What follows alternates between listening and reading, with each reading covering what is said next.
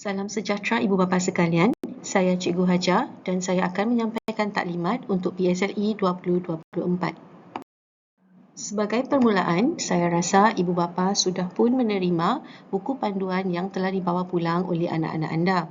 Dalam buku panduan tersebut, terdapat perkara-perkara yang akan dapat membantu anda memahami lagi apa yang akan dilalui oleh anak anda sepanjang tahun ini. Jadi saya harap Ibu Bapa akan dapat melihat buku panduan tersebut di mana di dalamnya terdapat objektif pembelajaran serta jadual pengkhususan untuk peperiksaan yang bakal diduduki oleh anak anda pada tahun ini.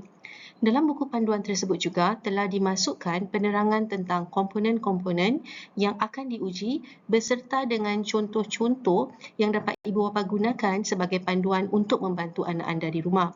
Sekiranya Ibu Bapa terdapat sebarang pertanyaan tentang buku panduan ini, harap berbalik kepada guru Bahasa Melayu anak anda.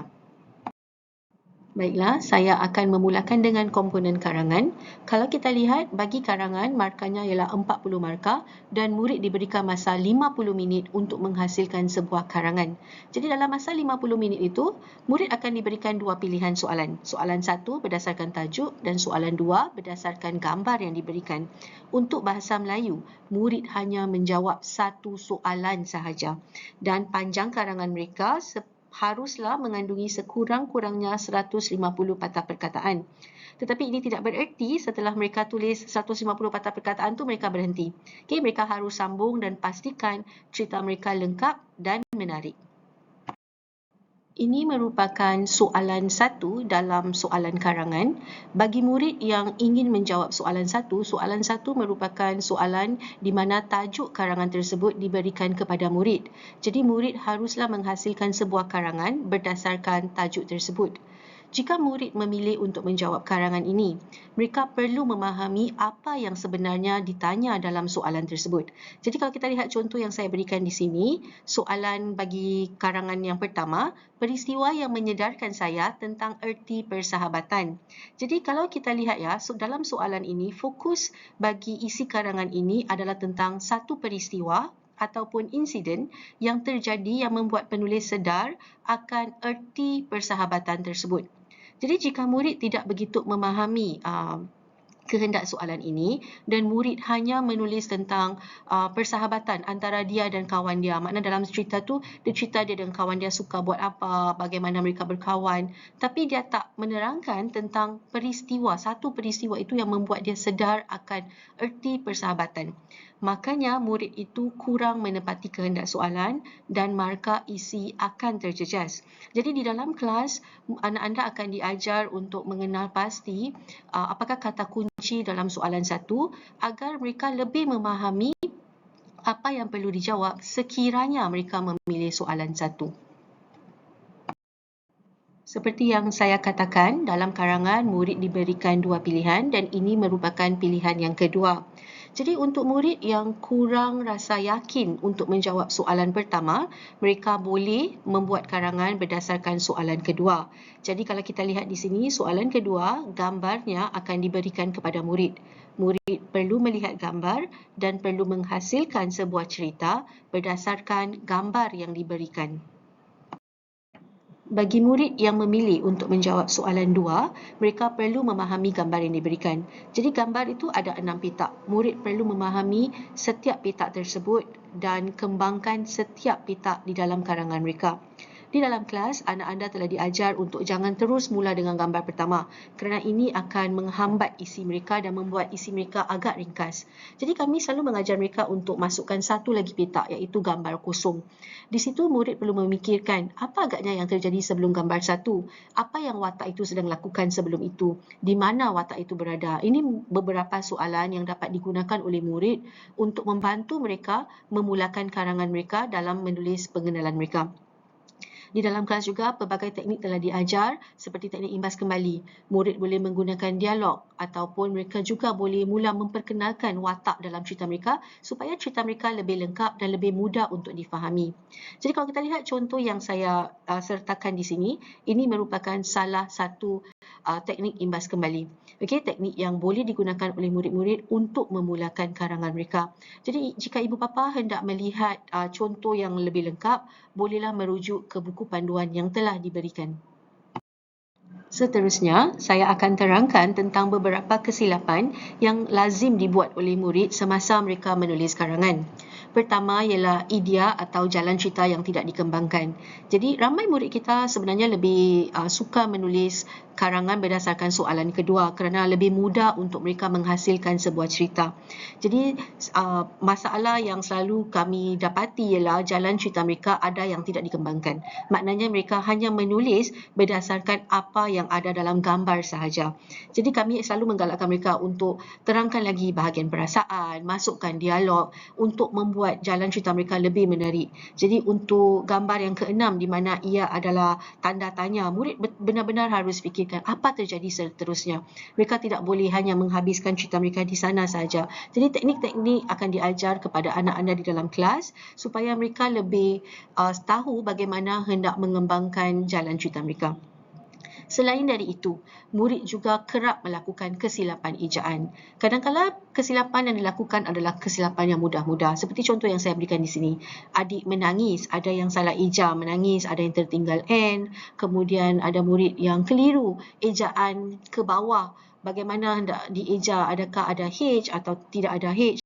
Jadi di sini kami tekankan kepada murid-murid. Sebab itulah penggunaan bahasa baku juga agak penting kerana dari sebutan mereka, ia dapat membantu mereka semasa mereka mengeja. Jadi ibu bapa juga boleh ingatkan anak anda ketika membuat karangan untuk memastikan perkara-perkara ini dapat dielakkan. Selain itu, murid juga kadang-kala membuat kesilapan seperti penggunaan singkatan dalam ayat. Maksud singkatan adalah di mana murid menggunakan perkataan seperti tak untuk menggantikan tidak dan nak untuk menggantikan hendak. Jadi semasa mereka membuat karangan, mereka tidak boleh menggunakan singkatan seperti ini. Mereka harus mengeja menggunakan perkataan yang betul seperti tidak, seperti hendak. Okay, jadi kami juga telah ingatkan mereka di dalam kelas, jika ibu bapa berada di rumah dan anak sedang membuat karangan, juga mungkin boleh ingatkan mereka semasa mereka menyimak, mereka perlu pastikan singkatan-singkatan ini tidak ada dalam ayat mereka. Selain itu, mereka juga melakukan kesilapan tanda baca. Ada yang seluruh karangan tu tidak ada tanda koma, tidak ada tanda soal, tidak ada tanda seru yang sesuai. Jadi ini akan menjejas keseluruhan karangan mereka. Murid juga ada yang melakukan kesilapan dari segi pemerengganan. Murid-murid kita suka menggunakan dialog dalam karangan, tapi mereka diingatkan, kalau hendak menggunakan dialog, janganlah buat daripada mula hingga akhir cerita tu semuanya penuh dengan dialog. Kerana ini akan membuat itu menjadi satu skrip dan bukan satu penulisan karangan. Jadi menggunakan dialog dalam karangan itu bagus kerana ia membuat karangan itu menjadi lebih menarik. Tapi murid diingatkan untuk hadkan penggunaan dialog tersebut agar tidak terlalu banyak, dan setiap dialog yang digunakan juga perlu ditulis dalam perenggan yang baru. Penerangan ini juga ada di dalam buku panduan yang telah diberikan. Seterusnya, saya akan menerangkan tentang komponen lisan. Komponen lisan ada dua, satu ialah bacaan dan kemudian perbualan berdasarkan video. Bagi bacaan, markanya ialah 20 markah, dan untuk bahagian bacaan ini, murid perlu membaca petikan yang dipaparkan di skrin komputer di hadapan mereka. Jadi, apakah kesilapan yang kadang-kala dibuat oleh murid semasa peperiksaan lisan ini? Adalah pertama, bacaan yang kurang jelas. Ada yang suara agak terlalu perlahan, ataupun ada yang suara tu bila dia cakapkan perkataan tu seolah-olah macam perkataan tu ditelan semula. Jadi kami tak dapat dengar bacaan mereka. Okay, ada pula yang baca terlalu laju, ada yang baca tersekat-sekat, kemudian ia menjejas seluruh intonasi bacaan tersebut. Ada juga murid yang tertinggal perkataan, makna semasa mereka baca tu dalam kelam kabut, mereka tertinggal perkataan, ada yang terlepas satu ayat. Ada pula murid yang kadang-kadang mereka suka tambah perkataan kan, mereka tambah lah. Jadi dalam kelas kadang-kadang kami ingatkan murid semasa membaca, latih mata awak untuk betul-betul melihat perkataan yang ada di depan awak dan baca apa yang ada di depan sahaja. Okay, jangan tambah apa-apa, jangan kurangkan apa-apa. Untuk komponen ini, apa yang ada di depan itu yang harus dibaca. Bagi membantu anak anda berlatih bagi peperiksaan lisan bahagian bacaan, salah satu cara ialah dengan lebih kerap berlatih membaca. Semasa mereka membaca tu jangan baca dalam hati, tapi lebih baik untuk mereka membaca dengan lebih kuat. Lebih baik lagi jika ada orang yang boleh dengar dan memberikan maklum balas tentang bacaan mereka. Mungkin adakah bacaan mereka jelas, adakah senang kita nak dengar bacaan mereka, adakah terlalu laju atau adakah mereka baca tu terlalu perlahan. Namun jika tidak ada orang yang berada di rumah semasa anak anda sedang berlatih membaca, salah satu cara yang kami sarankan adalah anak anda boleh merakam bacaannya dan kemudian mendengar semula. Ini juga merupakan satu cara yang baik jika murid dapat mengenal pasti kesilapan sendiri. Jadi melalui rakaman mereka dapat dengar semula bacaan mereka dan kemudian dari situ mereka dapat menilaikan adakah bacaan mereka itu bagus ataupun boleh diperbaik lagi.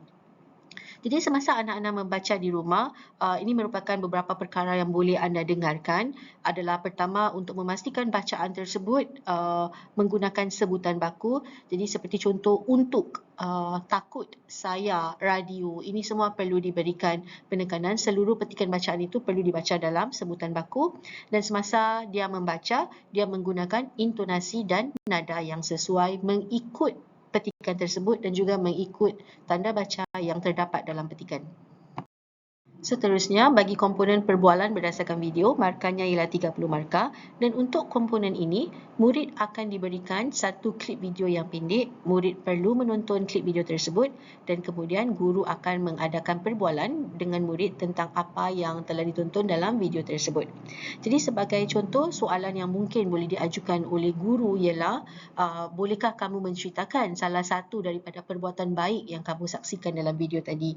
Jadi berdasarkan soalan ini, murid perlulah mengingat semula apakah perbuatan baik yang telah dia saksikan dan dia perlu menceritakan, memberikan pendapat tentang perbuatan baik tersebut.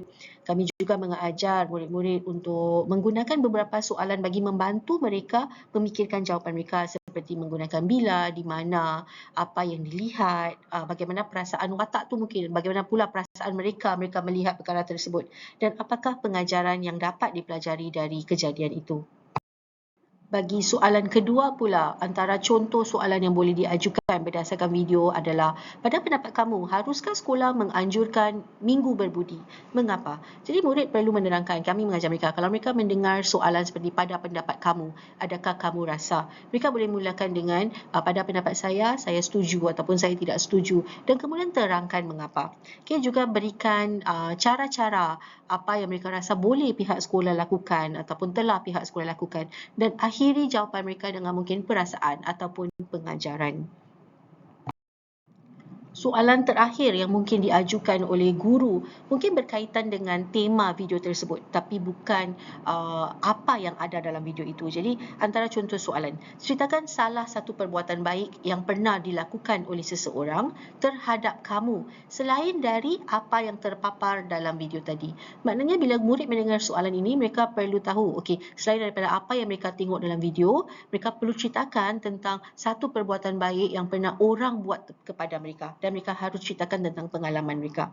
Jadi di sini juga terdapat mereka boleh untuk mereka membantu mencari idea, membantu berfikir, mereka boleh menjawab menggunakan apa yang terjadi, bagaimana, kemudian sama juga perasaan dan pengajaran. Setiap kali mereka mengakhiri ataupun setiap perkongsian mereka tu, kami selalu galakkan murid-murid, berikan perasaan awak. Apakah bila perkara itu terjadi, bagaimana perasaan awak? Ada tak pengajaran yang telah dipelajari? Jadi ini akan membantu murid-murid untuk melatih cara pemikiran mereka untuk menjawab soalan perbualan berdasarkan video. Semasa perbualan berdasarkan video, antara kesilapan yang kadang-kala dibuat oleh murid adalah ada murid yang apabila diajukan soalan oleh guru, mereka hanya menjawab ya atau tidak sahaja, sepatah-sepatah saja perkataan yang diberikan dan kemudian apabila guru menanyakan lebih lanjut lagi, mereka tidak mengembangkan jalan cerita mereka. Okay, ada juga murid yang semasa perbualan itu mereka menggunakan bahasa Inggeris kerana mereka tidak pasti bagaimana hendak menggunakan bahasa Melayu ataupun mereka tidak pasti apakah kosakata yang sesuai yang harus digunakan untuk menjawab soalan tersebut. Jadi semasa peperiksaan lisan, murid tidak boleh menggunakan bahasa Inggeris. Okay, jadi bagaimana ibu bapa boleh membantu untuk menangani masalah ini adalah apabila murid itu menghadapi kesukaran menggunakan bahasa Melayu kerana mereka kurang pasti tentang kosakata, ini adalah kerana mereka jarang menggunakan bahasa tersebut.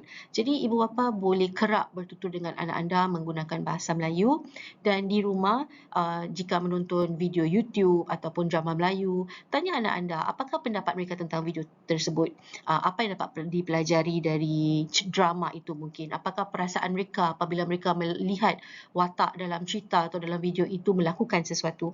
Ini akan membantu membina keyakinan diri anak anda untuk memberikan pendapat mereka berdasarkan satu video atau satu insiden yang telah ditonton. Anda juga boleh menyuruh anak anda untuk menceritakan semula aktiviti utama. Maknanya dari video itu, suruh dia ceritakan apa agaknya yang kamu lihat ada dalam video itu. Ini semua membantu anak anda. Jadi kalau dia dah terbiasa untuk memberikan pendapat, dia dah tak berasa takut untuk menerangkan aktiviti yang dilihat semasa peperiksaan, murid akan menjadi lebih yakin dan ini akan membantu mereka semasa mereka menjawab soalan perbualan berdasarkan video. Komponen terakhir yang akan saya ketengahkan adalah komponen kefahaman. Bagi komponen kefahaman, murid perlu memahami petikan yang telah diberikan dan perlu menjawab soalan-soalan yang menyusulinya. Untuk menjawab soalan kefahaman, ada beberapa cara yang telah diajar kepada murid-murid di sekolah. Pertama adalah untuk mereka mencatatkan idea utama setiap perenggan. Jangan ambil balik semua apa yang ada dalam perenggan tersebut. Namun mereka boleh catatkan sahaja secara ringkas. Perenggan ini tentang apa? Apakah isi utama yang ada di sini? Siapakah watak mungkin? Okay, kemudian apabila murid sudah selesai membaca petikan, apabila mereka melihat soalan kefahaman, gariskan kata kunci dan fahamkan apakah yang ditanya dalam soalan itu. Jadi jika soalan itu menanyakan tentang mengapa, maknanya mereka perlu mencari sebab. Apakah sebabnya watak itu berkelakuan sedemikian? Mereka tidak boleh menjawab semua, mereka tidak boleh memberikan semua maklumat yang ada dalam perenggan tanpa memahami apa yang sebenarnya ditanya dalam soalan tersebut. Antara kesilapan yang dilakukan oleh murid semasa menjawab soalan kefahaman adalah pertama, menjawab dengan menggunakan ayat yang tidak lengkap. Sebagai contoh, jika soalan menanyakan mengapakah Ali menangis, murid harus memulakan jawapan mereka dengan Ali menangis kerana. Mereka tidak boleh hanya tuliskan Ali sedih. Jadi kami mengajar murid-murid untuk mengulang balik sedikit dari batang soalan di dalam jawapan mereka. Jadi semasa anak anda membuat latihan di rumah, anda boleh pantau untuk memastikan mereka terbiasa untuk menulis ayat dengan lengkap. Kedua, ada murid juga yang tidak memahami kehendak soalan. Jika soalan menanyakan tentang mengapa, murid hanya harus berikan sebab sahaja. Jika soalan menanyakan tentang di mana, murid harus memberikan jawapan yang ada kena mengena dengan tempat. Jika mereka hanya masukkan semua maklumat yang ada dalam perenggan yang dibaca, masukkan ke dalam jawapan mereka, keseluruh jawapan tersebut tidak akan diterima jika ia tidak menepati kehendak soalan. Jadi ini merupakan antara kesilapan yang dilakukan oleh murid. Baiklah, tadi saya telah pun menyentuh serba sedikit tentang beberapa komponen yang bakal diduduki oleh anak anda dalam peperiksaan PSLE Bahasa Melayu. Jika ibu bapa memerlukan maklumat lebih lanjut tentang komponen-komponen yang lain, ibu bapa bolehlah merujuk ke buku panduan yang telah diberikan. Jika ibu bapa mempunyai sebarang pertanyaan, harap berbalik pada guru Bahasa Melayu anak anda. Seterusnya, saya ingin menyentuh sedikit tentang pembelajaran Bahasa Melayu.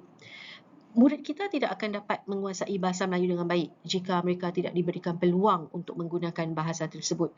Pembelajaran bahasa hanya akan menjadi lebih kukuh jika murid terbiasa menggunakan bahasa tersebut.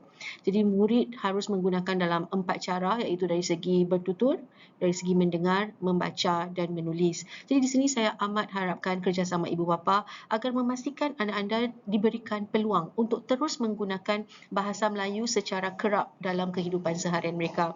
Saya tahu ramai yang di rumah akan campur adukkan bahasa Melayu dan bahasa Inggeris. Okey, namun ia akan membantu anak anda dalam meningkatkan keyakinannya dan keupayaannya dalam menggunakan bahasa Melayu jika dia diberikan pendedahan kepada bahasa Melayu secara kerap. Jadi ia tidak menjadi sesuatu yang asing lagi bagi mereka.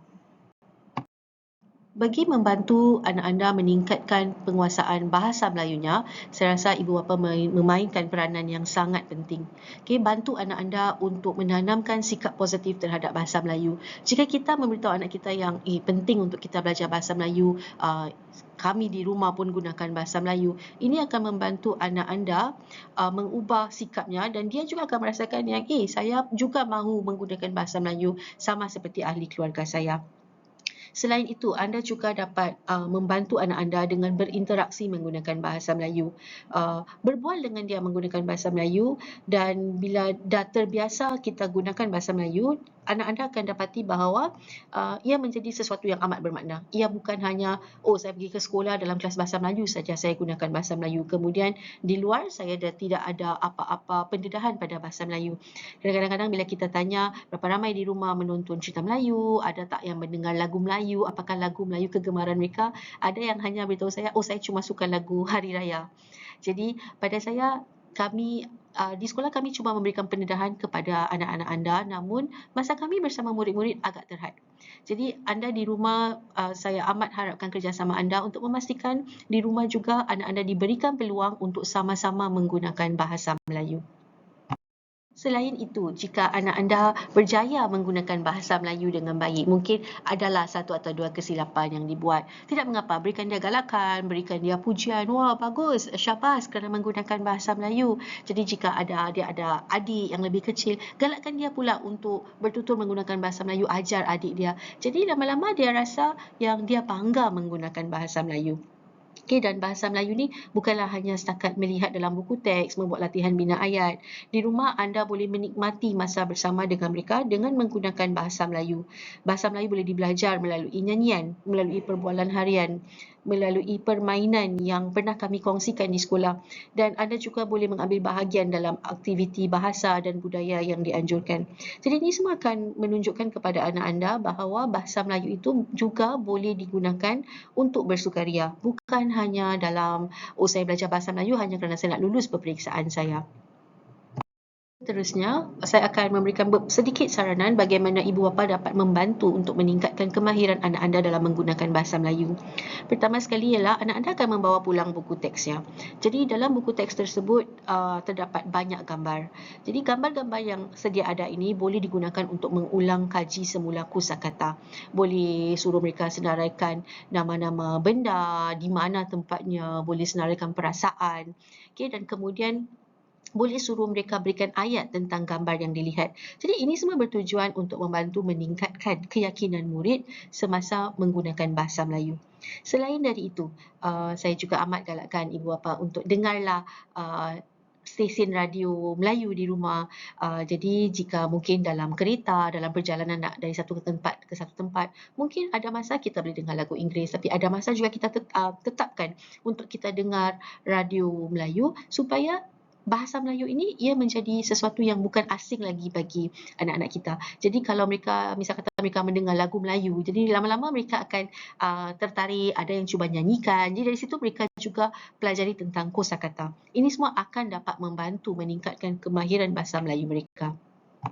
Selain dari mendengar radio Melayu, di rumah juga mungkin boleh ada masa untuk menonton drama atau filem Melayu. Pilihlah program-program yang sesuai. Jika anak anda suka menonton kartun, tak salah untuk kita tonton kartun bersama. Ataupun jika ada drama-drama yang sesuai, itu adalah masa yang bagus untuk kita duduk bersama dengan mereka dan kita kata mungkin dalam seminggu satu hari tu kita akan tonton filem Melayu. Jadi dari situ kita boleh jalankan perbincangan tentang filem tersebut. Ini semua hanya bertujuan untuk membantu meningkatkan keyakinan mereka. Okay, seperti yang saya katakan juga awalnya, bertuturlah dalam bahasa Melayu dengan lebih kerap.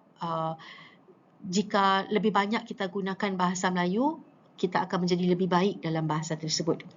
Okay, selain dari itu, yang terakhir sekali dan juga amat penting adalah pupuklah tabiat membaca di kalangan diri anak-anak anda. Jadi tetapkan masa untuk membaca bersama dengan mereka. Jika mereka pergi ke perpustakaan, galakkan mereka untuk pinjam buku Melayu. Jangan hanya pinjam buku Inggeris saja, okay, tetapi pinjam juga buku Melayu dan suruh mereka baca. Jadi dari pembacaan tersebut, ia akan memperluaskan lagi minda mereka, memperluaskan lagi kosakata mereka dan akhirnya akan membantu mereka dalam penggunaan bahasa Melayu mereka.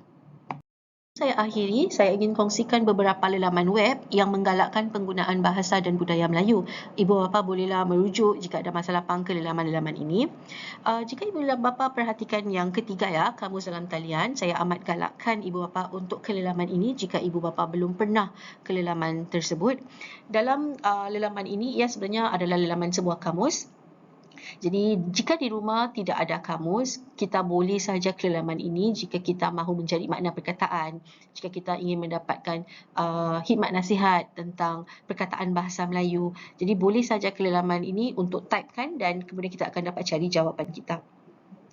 Ini semua juga terdapat di dalam buku panduan bagi ibu bapa. Saya telah pun sampai ke penghujung taklimat saya. Jika ibu bapa ada sebarang pertanyaan, ibu bapa bolehlah berbalik pada saya ataupun guru bahasa Melayu anak anda. Terima kasih.